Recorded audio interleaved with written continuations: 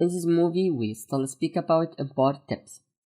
In the previous video, we speak how to make import from AutoCAD and how to deal with the line weights and manage between the line weight in the CAD and in the Revit. Now we will speak about other tips. If I select this import CAD, it's come for me some modification I can make here.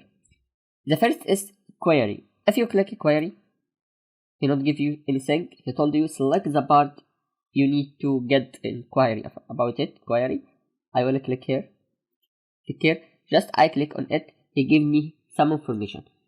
This information related to AutoCAD file, and the most important thing here is the layer name for this part. If you hide here, you can hide or delete. If you hide, take care. Just you hide. He hide what? He hide this element you select. I will select here. Take care. It's 5. I will hide also. Take care. I will hide every layer with the same for this part. Now you make hide for some layers. If you return to get it, you can go to view and from visibility graphics, or you can write VG direct in your keyboard. It will open this detail about you. If you go to imported categories, from here you will find your CAD. Here you can open, you can close, you can check all or check none, and from here you will find you make uncheck for this. This means you make hide for this and this. If you click here, you can return.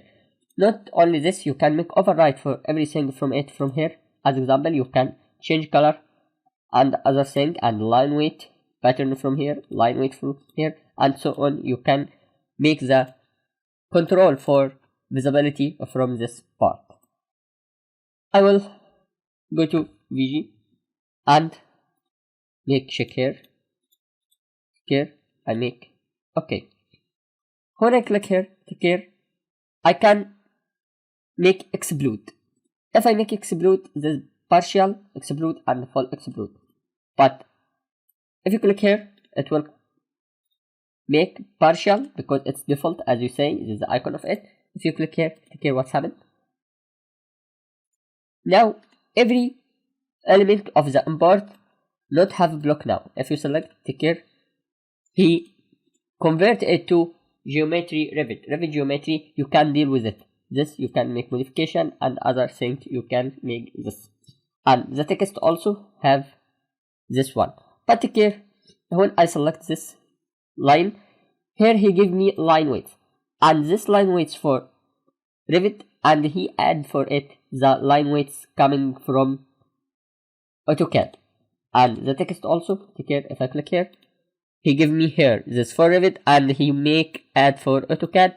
And also if you go to material, if you go here down, say every color comes from AutoCAD, he make it as a render material.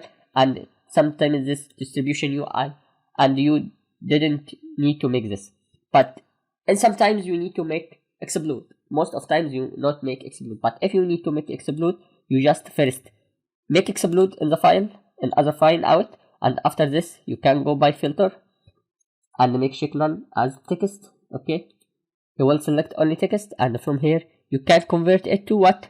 You can convert to Revit. Yeah, I make Revit geometry.